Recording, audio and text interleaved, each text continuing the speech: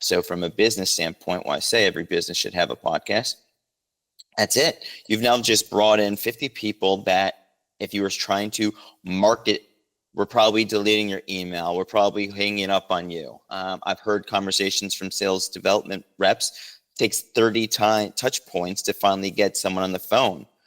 Well, if I can shorten that by going, hey, Carl, I've got a podcast. I'd love to bring you on.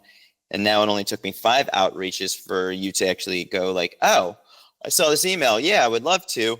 I mean, why wouldn't you want to do that from a business standpoint? And even if I don't get to work with you, I'm getting a great conversation. I get to promote you, and it builds a network that you can't deny. And that's why I believe, that with the right strategy, every business should have one. And I think it also, to the point of you said that when you focus on the relationship, and you aren't trying to sell to people on the show, that it seems like you're not closing business right away. Your business's success depends on relationships with customers, relationships with employees, and relationships with stakeholders. What do they all have in common? They're all human. Because no matter if your business is B2B or B2C, it's really H to H, human to human. Welcome to the Human Connection Podcast. I'm your host, Carl Ponto. Each week I'll bring you stories, insights, and practical advice from experts that you can apply to your growing company and daily life. This week I'm excited to connect with Greg Wasserman. Life is about time and relationships, as you never know where one conversation may go. Greg doesn't just believe this, he proves it every day in his personal and professional life. As a relationship broker, he helps unlock new opportunities by turning relationships into revenue. His work spans SaaS, digital media, and podcasting, helping PLG SaaS companies build community-driven growth, guiding organizations in developing strategic partnerships, and showing businesses how to use podcasting as a growth engine. Congrats on turning relationships into revenue, and welcome to the Human Connection Podcast. Hey, Carl, thanks for having me. I love your intro. So, but also hearing you read mine, it's like, wow, it's always weird hearing it read by someone else, right? So yeah. So I think it's really interesting, because since we're on a podcast in this format, why should every business have their own podcast? I mean, if you look at the way you start your podcast, right? Like it's anyone that's listening right now and hears that is human to human. Like that is actually the reason why I believe so much why every business should have a podcast, because when you use it from a strategy standpoint of not trying to grow it, not trying to get as many downloads, and not actually focusing on all those, I guess, vanity metrics per se, but if you use it for human connection, right, you now can actually start using it to bring people onto your show, either existing testimonials or prospects that you want to be able to use and work with. But the greatest piece then becomes it's an engine.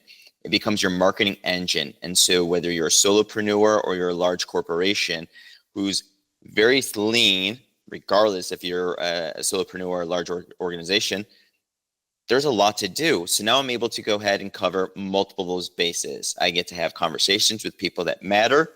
I get to then take that content, repurpose it so that I now have blogs, newsletters, and in many cases, which is the way I love it, your guest is promoting you.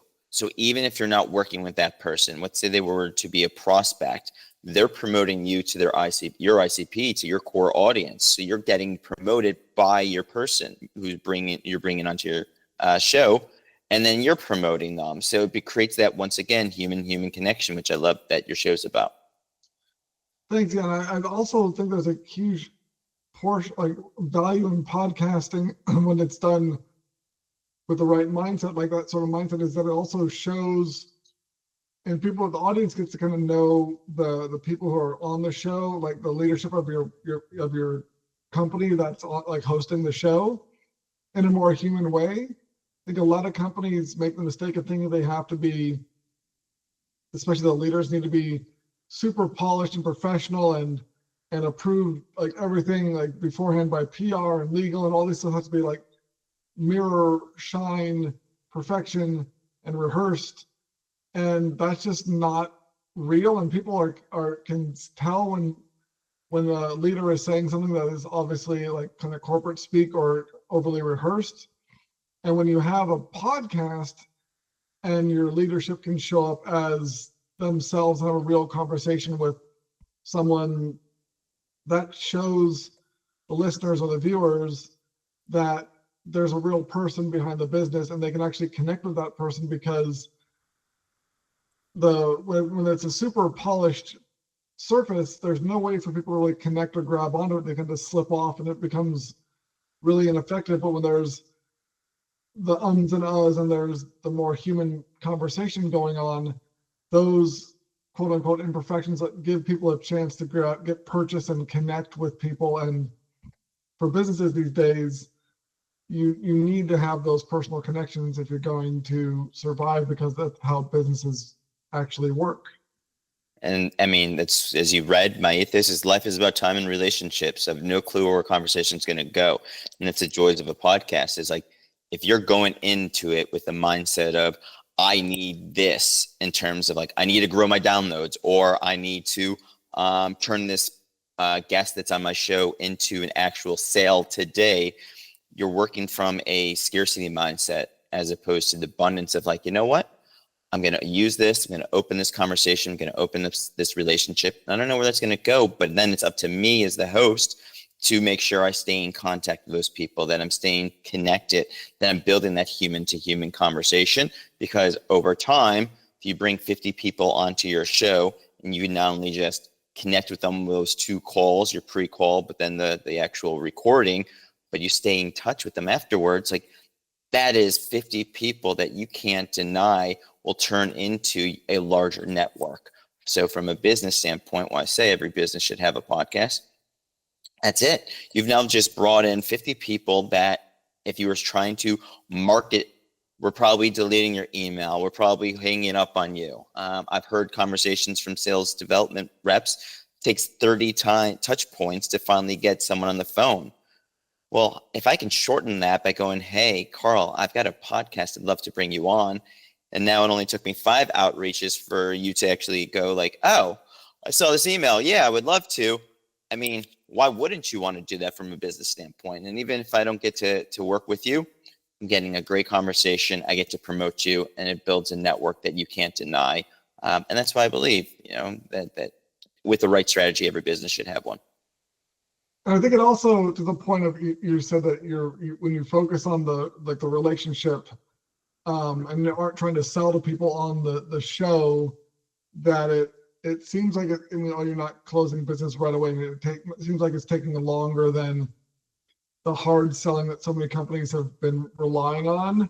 But like you said, if you're reaching out to 30 people or 30 times just to get like a call with them, and it still doesn't even mean they're going to close the deal, but it's like then companies are trying to force the trust to develop faster than human beings naturally build trust, and in ways that people don't naturally build trust with people. And especially for like a B2B deal, no one's going to read your landing page once and go, oh, this is perfect for my whole company. Well, let's sign up right now. There's all sorts of processes, and it's a long relationship building process. And so the more companies try and speed up getting that trust, is already too fast for the way people naturally build trust. But if you slowing down to actually get people on a podcast and have a conversation with them and build a relationship, and not try and force the sale like at the end of the podcast, actually ends up speeding up your growth and success, because you're working in a way that is how people naturally build trust in relationships, and people aren't going to buy from you until they have that trust. I mean, you think about, if you're doing cold call, what cold callers or SDRs are kind of primed to teach is, hey, we work with people like you, or we have customers that look like you. Well, if I use a podcast and I'm literally now having that conversation with a customer who looks like them, and I don't have to send a cold call email going like, hey, I work with you. It's like, listen to our podcast. Here's the content.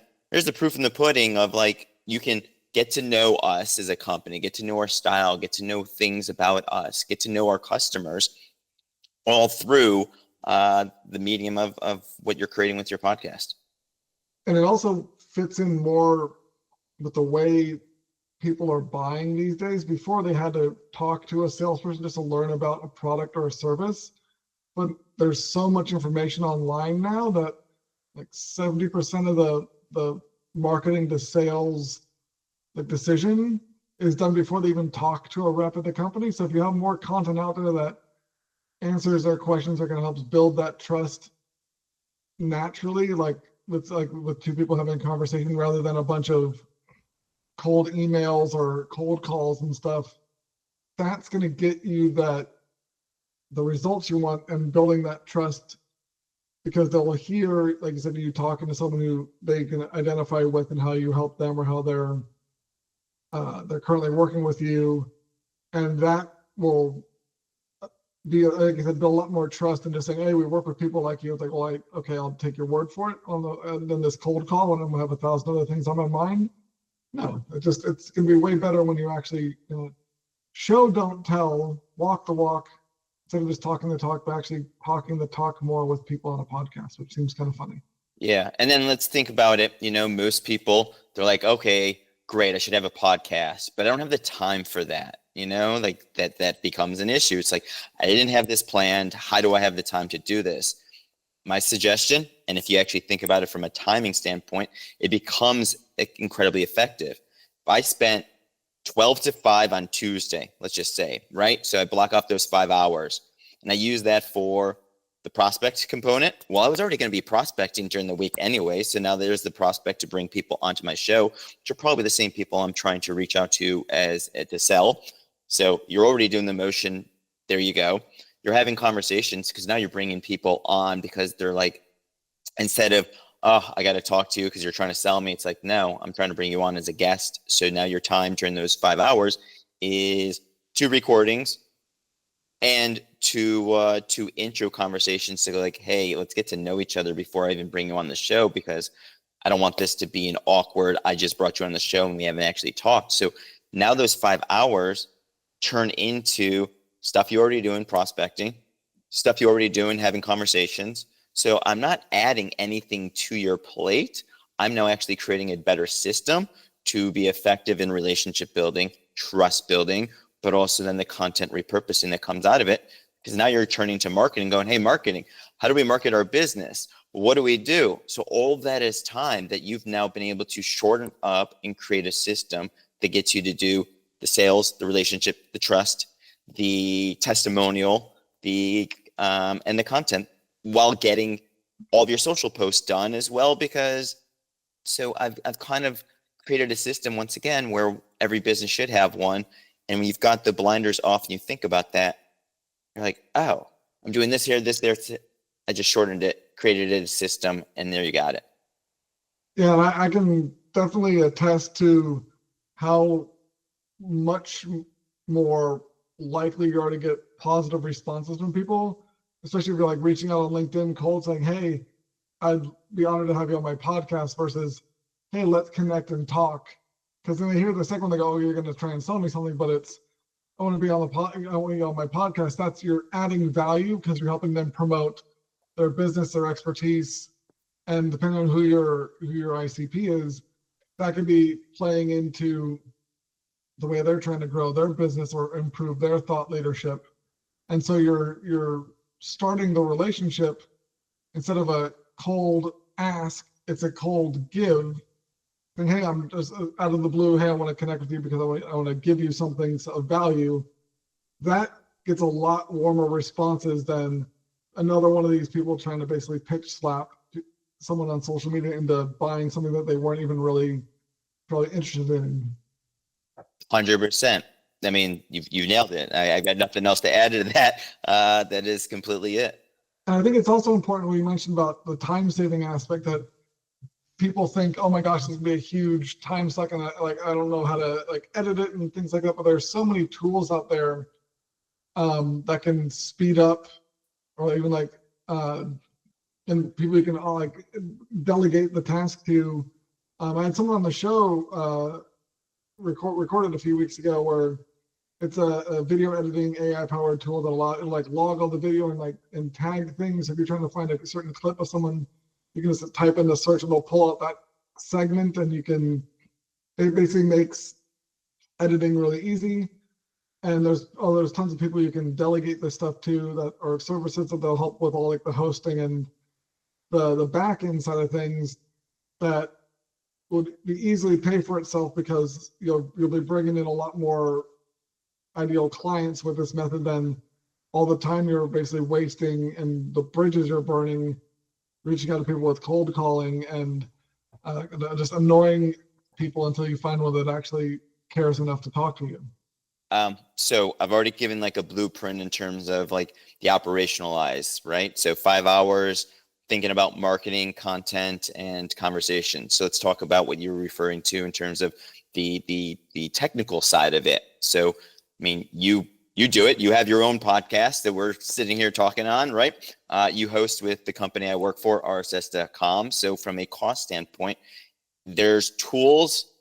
You can put together a platform for a DIY for like $150 a month max to make sure you've got it. Or you can outsource it, which is another thing I always recommend to businesses. I'm like, look, you can sit here and spend the time and money to try and figure out how to do what I'm describing, or you can outsource it, 30 to 50 grand a year, which is a tax write-off or a marketing write-off in that regards. But it's also, I could rather outsource that so I can focus on my business, because that's the whole thing.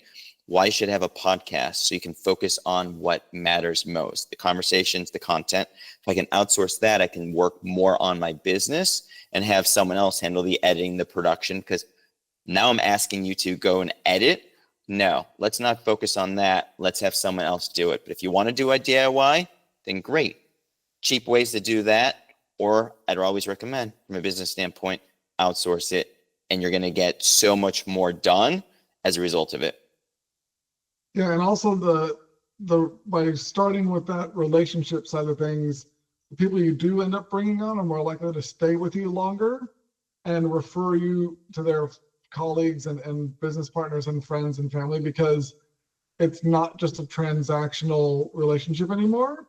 They didn't just buy your service because it was a good deal or like it was like the FOMO, all those sort of like things that people use to try and get a quick sale, but end up biting the butt down the line because they don't get that longer lifetime value. People don't renew the subscription, or they stop using it or whatever after the first chance, because there's not really a longer term relationship with the people at your company to keep the relationship going.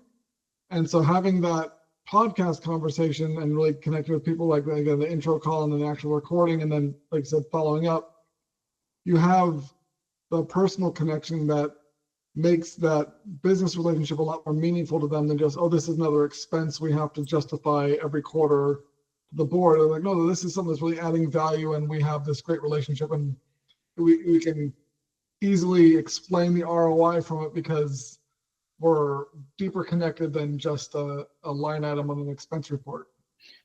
100%. You nailed it in terms of thinking, take the blinders off. We're not trying to close something right now. We're looking at how do we develop relationships? How do we create content? How do we build our business for the future, as opposed to my back's against the wall. I need revenue now. You guys go email more people, go cold call more people, go hit the phones or whatever the medium you want to go for. It's like, you know what? You can do that, but I'd also recommend having a podcast, because that's going to create the trust. It's going to, if you think about it, you're always trying to ask your clients, hey, who else could I work with? Who else do you recommend? And they understand that's coming from a place of like, all right, I'll refer you, but you're just going to try and sell this person, as opposed to bringing a person on a podcast going like, hey, Carl, who else should I have on my podcast? You know people, like, who else would you recommend? That becomes so much more of a natural conversation than the I'm trying to sell you. Because if you approach it from where I do, life is about time and relationships. It is truly authenticity.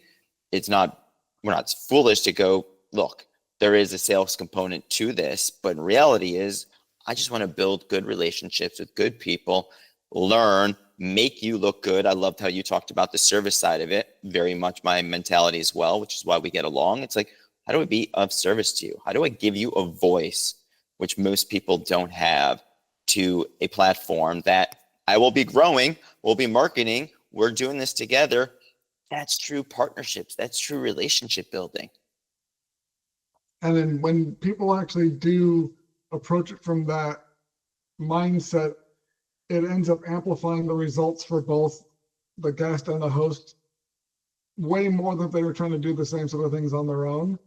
And it's one of the you know, bonuses of collaboration and realizing that you're not just trying, not everyone out there is just a prospect or someone to sell to, but it's really about, like you said, that relationship side of things makes, if you focus on those relationships and have that longer term vision, you'll get way more of what you want and be able to keep it longer than if you're just always focusing on trying to close deals and just be solely transactional. And so hearing you right now on that piece, what comes to mind is, instead of being solely focused on transactional, another value, another reason why you should have a podcast is it makes you a better communicator, right? So we've now forced you as the host or the owner or whoever it is that's going to be doing that to listen better, to ask better questions, to go in there with a strategy of, how do I listen to the person that's coming on my show and actually understand them, build that trust, as opposed to the transactional side. If you go into there and you make your show very transactional, your listeners are going to feel that and they may not enjoy it. So forget even the growth of the show, but no one's going to want to tune in. And if you're having your guest promote their appearance on their show, you don't want that guest network coming back to the guests and going like, oh, you sounded great, but that show sounded a little sketch, right? Like, you want them to look good. You want their network to make sure that you sound good. So it makes you a better communicator. And once again, builds that trust. So it's all of those things from a human connection that podcasting allows you to have. Awesome. Well, thank you so much for connecting with me today, Greg. If you enjoyed this episode of the Human Connection podcast, please like, leave a review, and share it. If you'd like to connect with myself or Greg, check out the links in the show notes. And remember, no matter if your business is B2B or B2C, it's really H to H, human to human. Happy connecting.